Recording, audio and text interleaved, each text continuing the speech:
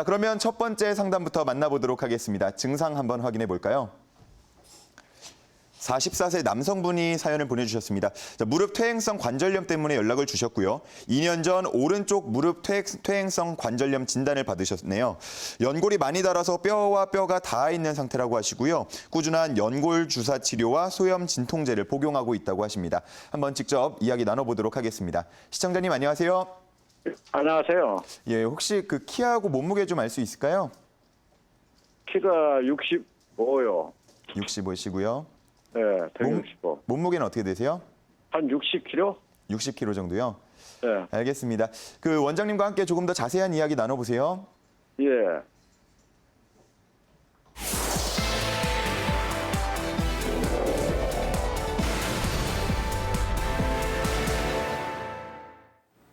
네, 시청자님 안녕하세요. 네, 안녕하세요. 예, 지금 나이가 그 44세세요? 3이요. 43세? 네네. 아, 이게 보통 퇴행성 관절염은 일반적인 경우에 한 60세 이후에 좀 이 연세 드신 어르신 분들한테 오는 질병인데요. 예, 예. 우리 선생님 같은 경우에 뭐 젊으셨을 때 무릎에 무리한 일이나 뭐 무리한 운동 같은 걸 좀 많이 하셨습니까? 아, 옛날에 이제 보통 저기를 많이 했으니까 그 공사장에서 일을 많이 했어요. 아, 그래서 무릎이 연골이 예, 좀 예. 빨리 닳으신 걸로 보여지는데요. 예, 예, 예. 지금 그 연골 주사를 맞고 계시고 소염 진통제를 드시고 계시고요. 예, 예, 예. 혹시 그 한의학적인 치료를 좀 받아보셨어요? 한약 쪽은 못 해봤습니다. 아, 예. 그 일단은 뭐 그 퇴행성 관절염 진단을 받고 한 1, 2년이 지나셨기 때문에 좀 그 본인이 진단받은 병에 대해서 어느 정도 알고 계시겠지만 그 가장 중요한 것 중에 하나가 우리 연골은 다시 재생이 안 됩니다. 아, 예, 예. 그래서 인공 연골을 끼워 넣는 수술을 70대에 하시는 경우들도 많이 있는데요. 예, 예. 근데 그렇다고 해서 이제 그 치료가 안 되는 건 아니고요. 예, 예. 저희가 이제 흔히 이런 환자분들이 한의원에 내원하시면 이렇게 표현을 하는데 예, 예. 이가 없으면 잇몸이라고요. 예, 예. 이 연골이 많이 닳았다 하더라도 연골과 이 무릎 뼈들을 받쳐주고 있는 힘줄이나 인대나 근육의 어떤 기능이 지금보다 좋아진다면 예. 걸어 다니시는 거나 앉았다 일어날 때 또는 계단을 내려가거나 올라갈 때 어떤 느껴지는 통증이나 그런 그 이 무기력감 이런 것들은 많이 좋아지실 수가 있고요. 예, 예. 그 저희가 이제 한의학적인 치료를 권장을 드리는 게 예. 지금 그 맞고 계시는 그 연골 주사 자체는 뭐 성분이 보통 연골을 그 형성해 주는 그런 성분들을 갖다가 이제 이 주위에다가 주사기로 집어넣는 건데 사실은 연골 쪽에는 혈관들이 그 분포가 거의 안 돼 있기 때문에 그런 약물들이 연골에 흡수가 돼서 연골이 재생하는 그런 것까지 기대하기는 좀 어렵습니다. 예, 예. 근데 이제 그 한약 그다음에 이제 또 한 가지 지금 소염 진통제 복용하고 계시는데요. 예, 예. 뭐 물리치료나 찜질이나 재활치료 또는 연골 주사 같은 경우에는 뭐 이 맞고 치료 받으시는 게 도움이 되는데 예, 예. 소염 진통제는 가능하면 줄이시거나 안 드시는 게 좋습니다. 예. 왜냐하면 몸에 내성도 생기고요. 예. 또 간에 어떤 그 독성으로 작용할 수도 있고 또 그 소염 진통제를 장기간 복용한 환자분들한테 여러 가지 부작용이 나타난다는 그런 보고가 있습니다. 아, 예, 예. 그래서 물론 뭐 소염 진통제를 먹으면 6시간이고 8시간이고 덜 아프고 또 활동하기가 편하고 그래서 자꾸 뭐 드시게 되는 경우들이 많이 있는데 예, 가능하면 소염 진통제는 자꾸 이렇게 좀 줄여 나가시는 게 좋고요. 예. 저희가 이제 한의원에 내원을 하시면 예. 그 연골 쪽뿐만 아니고 그 주위 무릎 앞쪽, 위쪽, 안쪽, 뭐 측면 이런 부분들을 이제 촉진을 하거나 어떤 그 네. 진단을 통해서 이 통증이 있고 약해져 있는 그 연부 조직들의 문제들을 개선시켜주기 위해서 뭐 침 치료나 또 뜸 치료나 뭐 필요하면은 이제 약침들 저희 이제 네. 봉동 약침 같은 경우에는 이제 소염 작용이 강해서 염증이 심하신 분들한테는 주로 봉동 약침 치료를 하고요. 예, 예. 그다음에 이제 퇴행성으로 인해서 연세 드신 분들한테 어떤 저희도 한의학에서 어떤 연골 재생에 도움이 되는 물질들, 예를 들면 녹용이라든지 홍화씨 같은 것들을 약침을 예. 약침 제조로 만들어서 이제 그 주입하는 그런 치료 방법들이 있고요. 예, 예. 또 허리나 다리 쪽 고관절이나 무릎의 어떤 그 기능을 개선시켜주기 위해서 필요한 경우에는 이제 한약을 쓰기도 하는데요. 예, 예. 예를 들어서 뭐 저희 그 한의원에서 처방하는 한약들이 대부분 이 보험 혜택이 안 돼서 가격이 좀 예. 부담이 된다라고 한다면 사실 예, 예. 일주일에 한두 번만이라도 내원을 하셔서 침 치료, 그다음에 뭐 약침 치료, 뜸 치료, 온열 치료, 스트레칭, 물리 치료 요런 정도로 그 한의원에서 치료를 받으시면 지금 예. 드시는 소염 진통제의 용량을 많이 좀 줄이면서도 예. 무릎의 통증도 좀 완화가 되고 또 보행하는데 다리에 그 힘도 좀 좋아지실 수가 있어요. 예, 예. 그리고 그 저희 또 지금 출연하신 우리 황상준 원장님이 또 재활의학을 전공을 하셨기 때문에 예. 도움이 되는 말씀을 좀 더 들어보도록 하겠습니다. 예, 고맙습니다. 예, 그 앞서서 그 안 원장님이 말씀하신 내용들이 가장 중요하고요. 예. 뭐 첨가해서 몇 가지 말씀드리면 우리가 이제 재활이라고 하는 표현을 개인이 열심히 노력하면 되는 것처럼 이해하실 수 있는데 예, 예. 한의학적으로는 본인이 주무실 때 예. 몸이 혈액을 공급해주는 능력이 월등히 좋으면 유리하거든요. 예. 그런 것까지를 이제 재활이라고 좀 표현을 합니다. 그래서 한의학적으로 재활이라고 하는 것들을 생각하시면 이미 벌써 노동을 많이 하시면서 과손상이 좀 오셨지만 예. 그 부분들이 그냥 무릎만의 단독의 문제가 아니라 심장에서 혈액을 많이 보내주는 능력까지도 생각하면 내과적인 질환도 같이 기운을 도와주고 뭐 이렇게 돌봐주는 치료를 하시면 좋거든요. 예, 예. 그래서 가장 중요한 거는 연골이라고 하는 그 구조에만 너무 집착하면서 치료하는 것보다는 연골 주변의 근육, 인대, 혈액의 공급 이런 것들을 좀 격려해 줄 수 있는 치료들을 예. 아무래도 한방 쪽에서는 좀 더 다양하게 존재를 하니까 예, 앞서 예. 말씀하신 내용들을 가지고서 도움 받으시는 게 훨씬 유리할 것 같고요. 예. 일단 연골이 손상이 됐다고 해서 너무 그 자포자기하는 심정으로 나는 연골이 약하기 때문에 아픈 게 당연해 하면서 진통제를 맞으시는 것보다는 예. 말씀하신 것처럼 침 치료나 뜸 치료나 또는 뭐 이런 약물 치료나 이런 걸 통해서 자꾸 전신의 그 기세를 올바르게 만들어 주시면 마치 뿌리가 튼튼하면 가지가 이렇게 새순이 돋는 것처럼 예, 예. 기능적으로 회복하실 수 있거든요.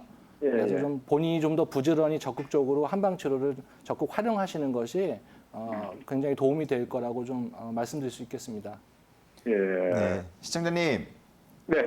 더 궁금한 거 있으세요? 자, 제가 전부 다 이해는 되는데요. 제가 제 얘기를 조금 적게다 보면은 적은 동네 정형외과에서 예. 하는데 엑스레이 상으로만 이렇게 보고 다른 저기는 못 보고 그래서 하도 답답해서 큰 병원을 한번 가봤어요. 예, 예. 그 큰 병원에서는 두 군데를 가봤는데 두 군데 다 저기를 하라고 수술을 하라고 예. 예, 수술을 하는데 수술을 하되 유효 기간이 5년에서 10년이다. 그러고 나서 또 다시 아플 수도 있다.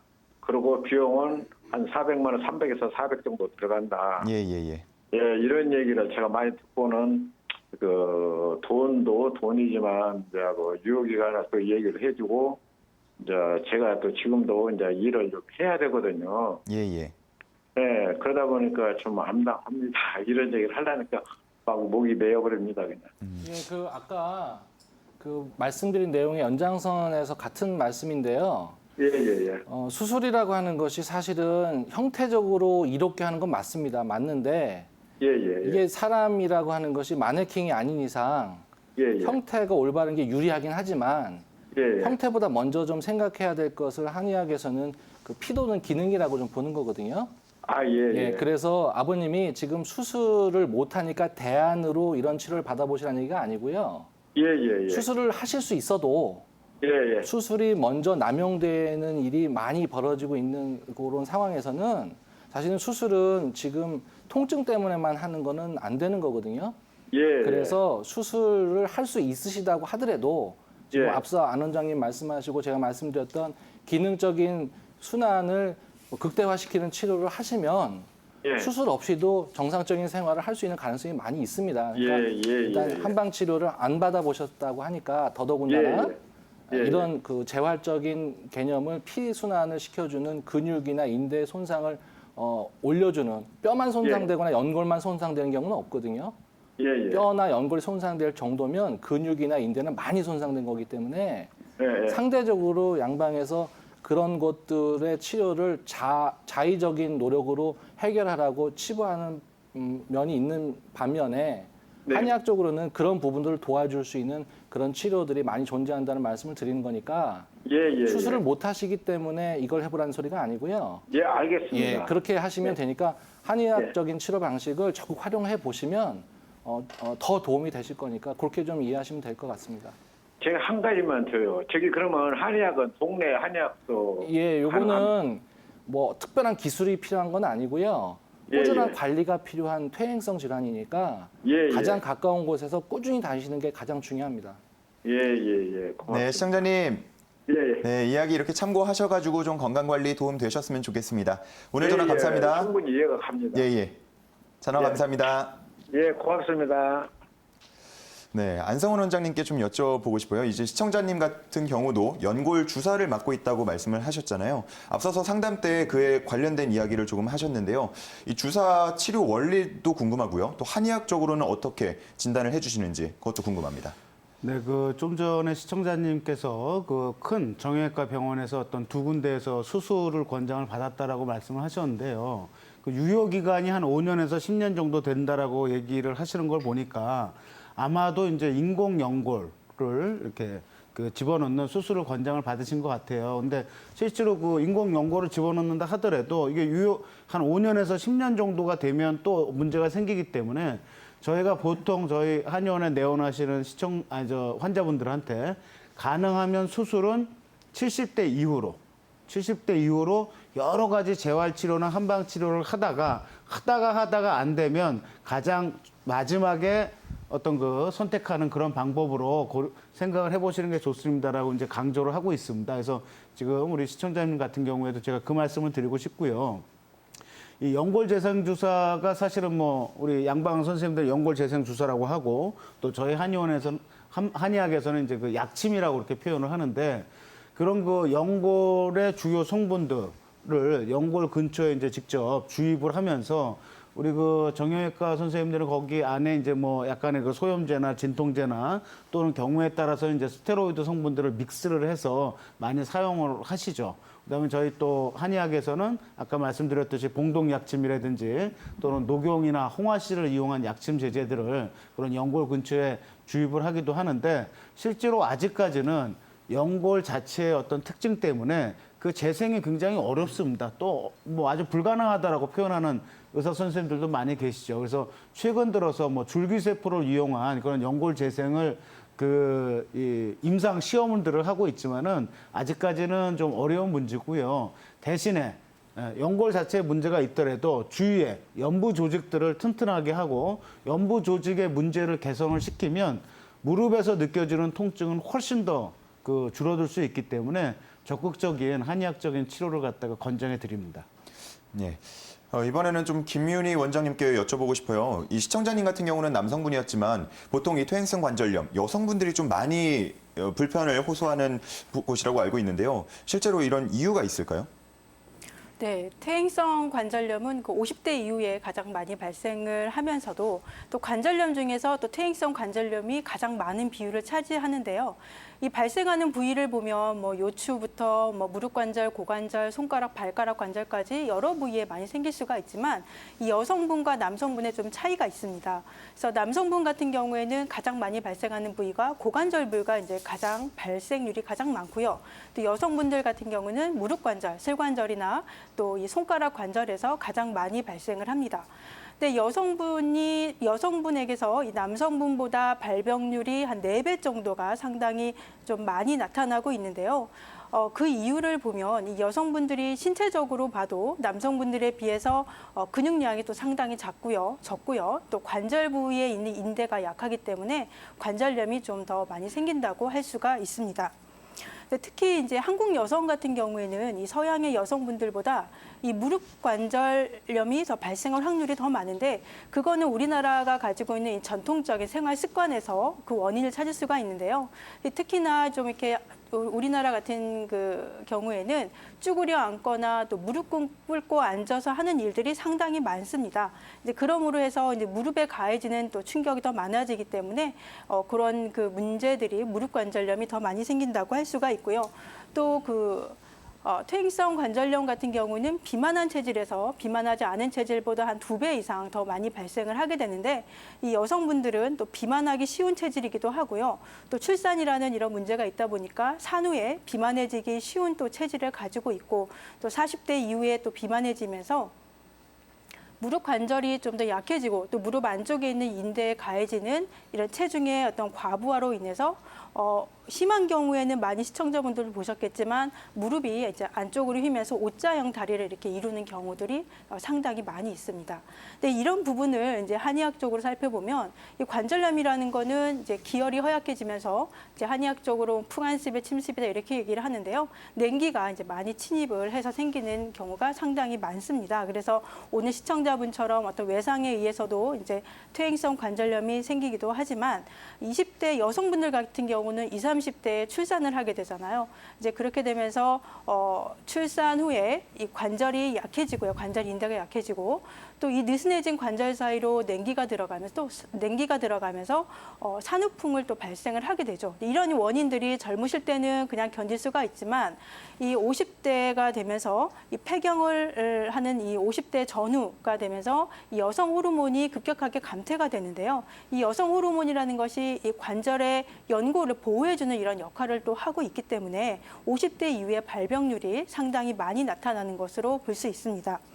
근데 요즘처럼 이렇게 날씨가 좀 흐려지고 좀 추워지는 이런 계절이 되면서 사실 관절염이 있으신 분들은 요즘에 좀 상당히 힘드실 거예요. 좀 관절이 좀 시큰시큰하거나 통증이 좀 더 심해지거나 아니면 뭐 바람이 든다 이런 얘기를 또 많이 하시기도 하는데 이제 이런 부분들은 사실은 관절염이 어떤 날씨병이라고 할 만큼 어떤 그 기온이라든지 날씨가 좀 추워지거나 아니면 날씨가 흐려지면서 좀 기압이 낮아지는 상태가 되면 증상이 더 심해지는 이런 증상이 있습니다. 그래서 항상 그 몸 관리하실 때는 그 통증이 있는 부분을 따뜻하게 관리를 하시는 게 좋고요. 그 관절 부위에 근육이나 인대를 강화시키기 위한 스트레칭이나 근력 강화 운동을 하시는 게 좋습니다. 하나를 더 부언을 하자면 아까 환자분께서 소염 진통제를 이제 자주 드신다고 하셨는데 소염 진통제가 진통 효과가 많고 어떤 급성적인 질환에는 상당히 좀 효과가 있지만 지금처럼 자주 재발하는 경우에는 좀 조심을 하셔야 되는 게 문제가 되는데 그 이유는 뭐냐면 진통 효과 때문에 환자분은 약을 드시고 가서 또다시 일을 하시는 게 문제가 됩니다. 그러니까 본인의 통증을 못 느끼기 때문에 증상을 더 악화시키는 진통제를 먹고 약을 시키면서 본인은 모르지만 그 사이에서 증상은 점점 더 악화가 돼서 결국은 수술해야 되는 그 지경까지 갈 수가 있습니다. 그래서 소염 진통제에 너무 의존하지 마시고요. 어떤 한의학적인 치료로 재생을 하시는 것이 가장 좋을 것 같습니다.